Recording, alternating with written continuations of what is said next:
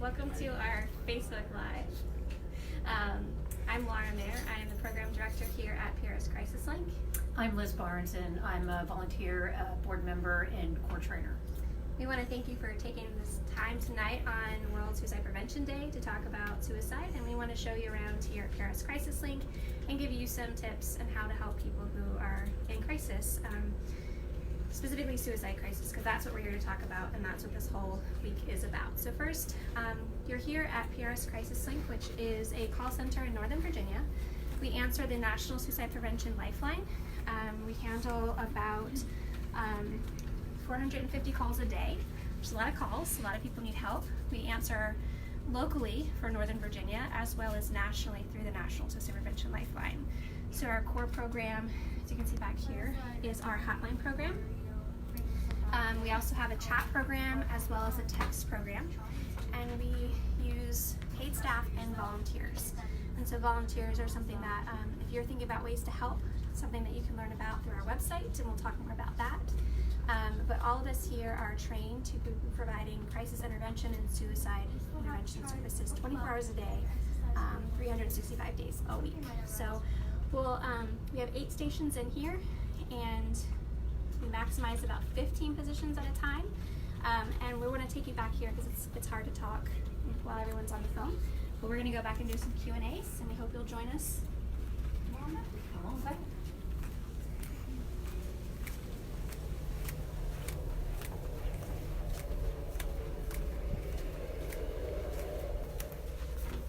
All right.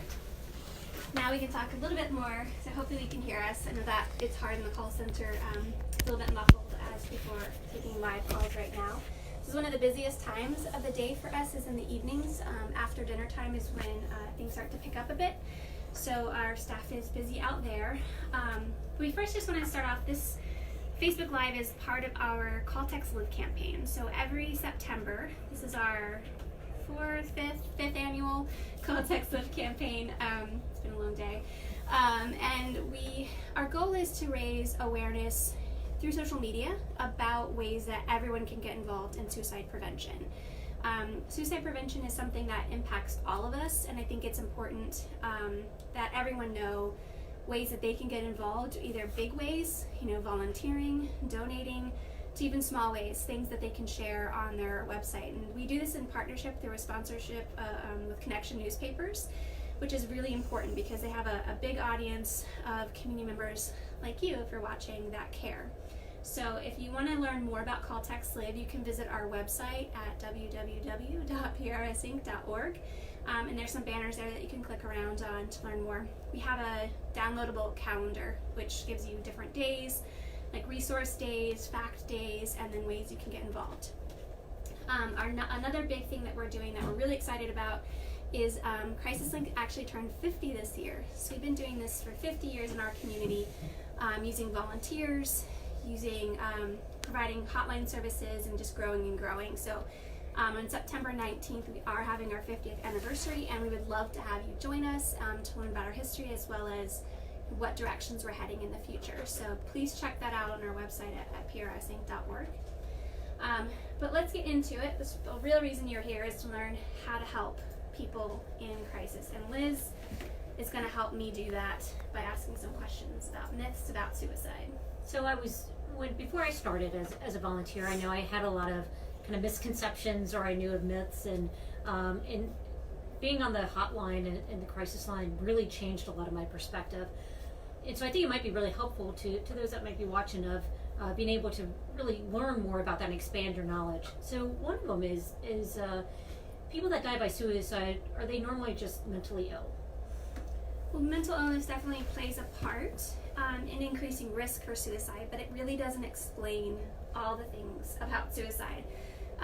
We know now, although we don't know a lot, suicide research is significantly underfunded, but we do know that finances, we call it the umbrella of loss. So things like financial loss, housing loss, relationship loss, the list of losses add up, and that causes people a lot of trauma and stress, and that can lead up to having concrete thoughts of suicide all the way to suicide behaviors.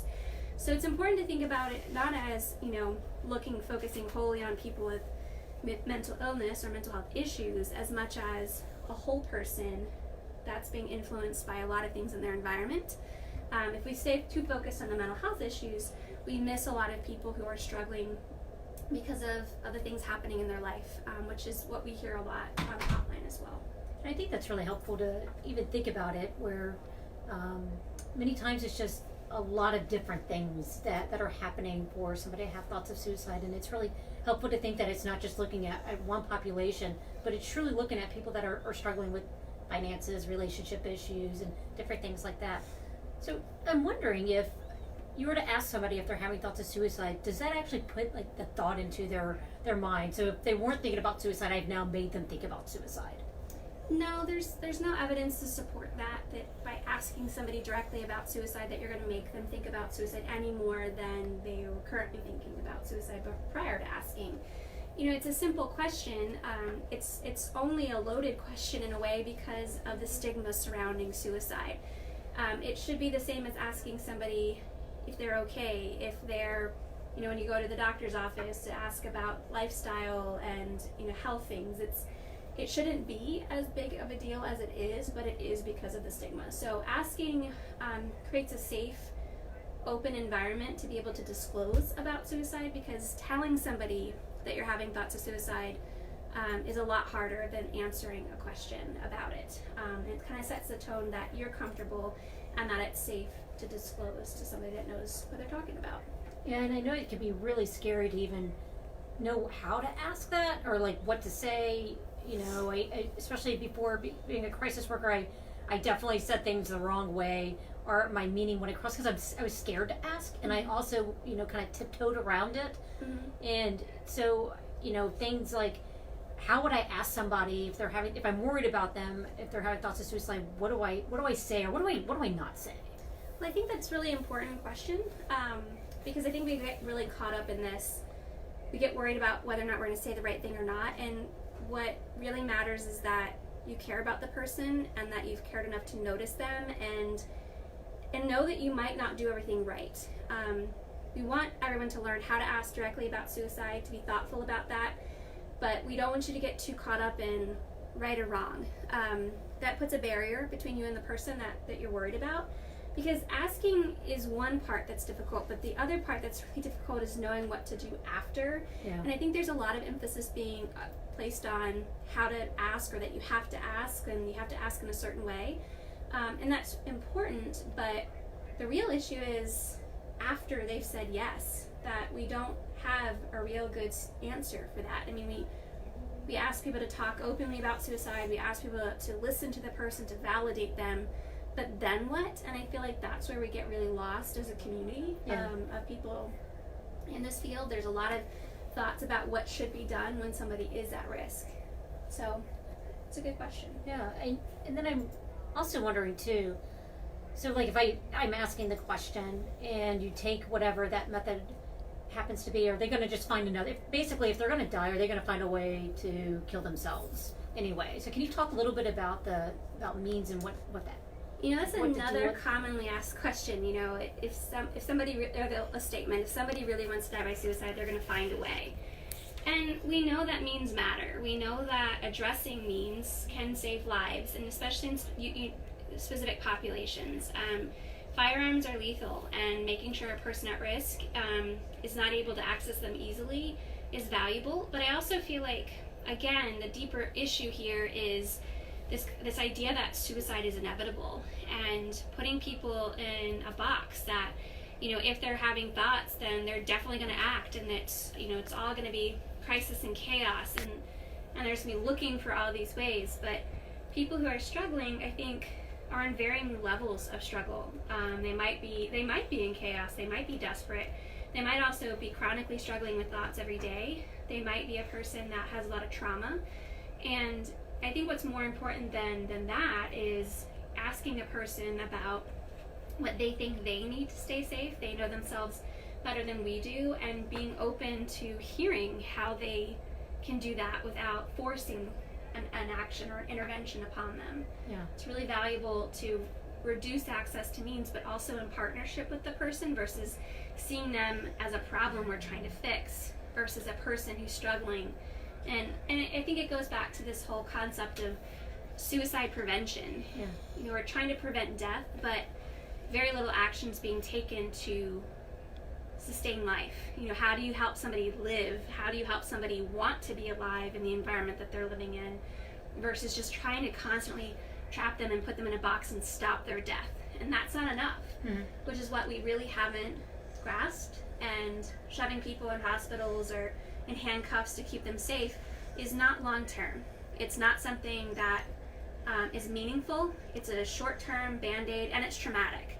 So I think more underneath all of this, you know, we have to ask, but we also have to act with compassion and humanity and provide reasonable ways for a person to get help that don't involve taking away their freedom.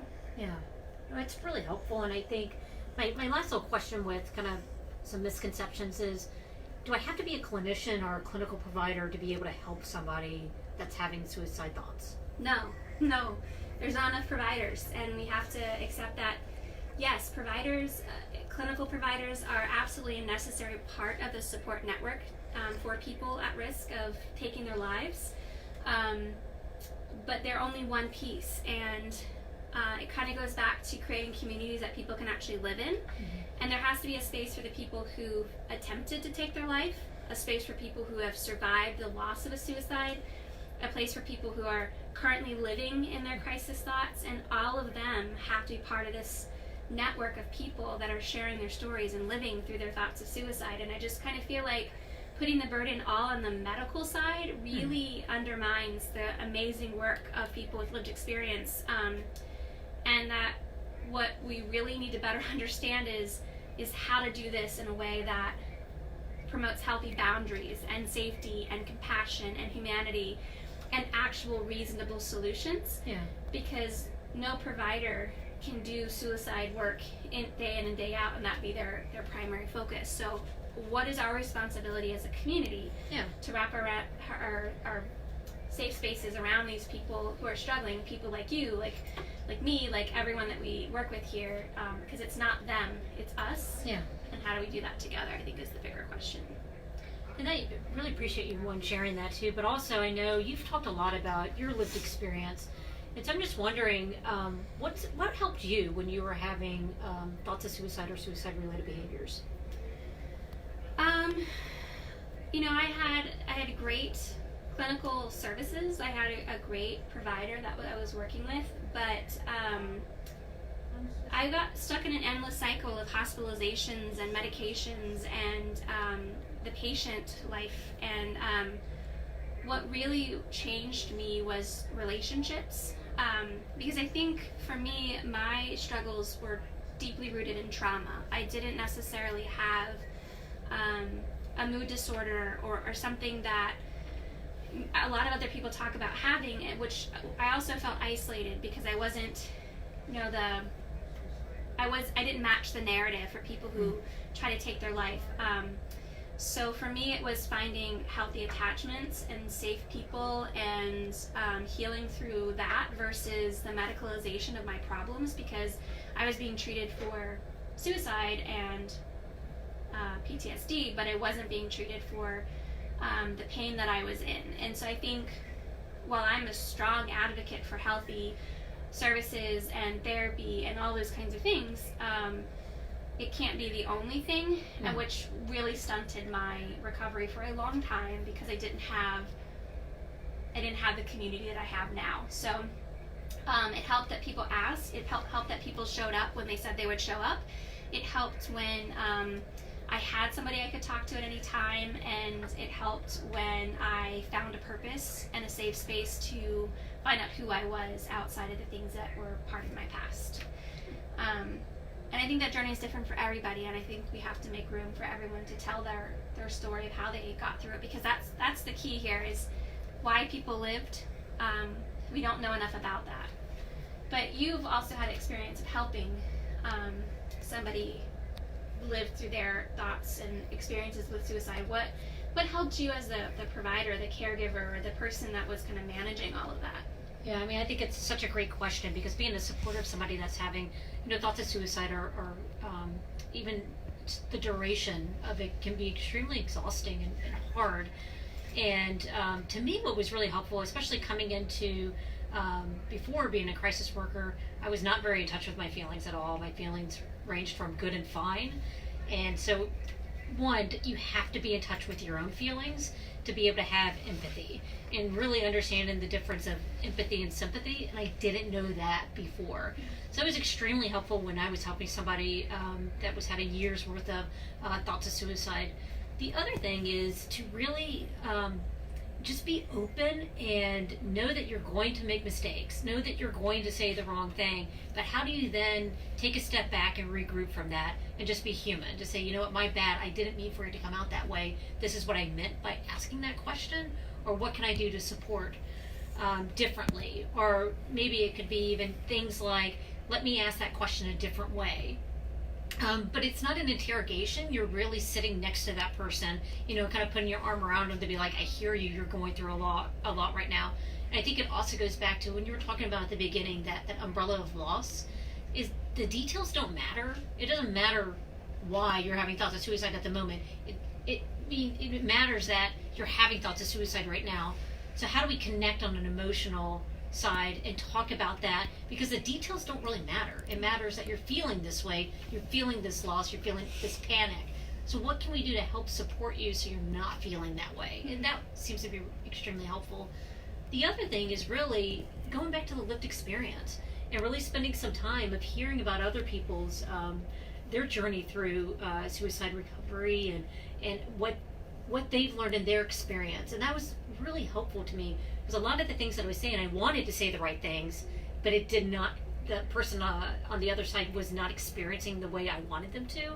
And so to really be humble and open to feedback, and knowing that just because you meant it one way doesn't mean that somebody else might not have perceived it in a certain way. So how do you then regroup? So I think that being open to feedback is extremely helpful. And just knowing at the end, you have to be healthy and you have to have a support system yourself. You can't do it alone. So who else do you have in your life to be able to, talk with and also feel supported? Because if you're constantly giving, nobody's giving you anything back.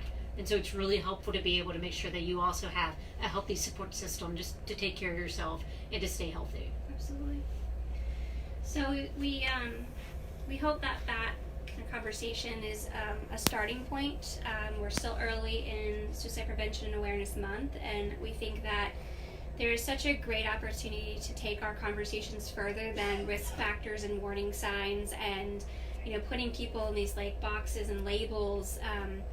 PRS and PRS CrisisLink really are invested in being leaders in this conversation and talking about how do we move past this idea of like the suicidal person to suicide is a multi-component real life issue is something that I read just the other day on another podcast, which I definitely encourage you to watch, Suicide and Stuff. It's real conversations about suicide and the people that it's impacting personally and through their roles in their community.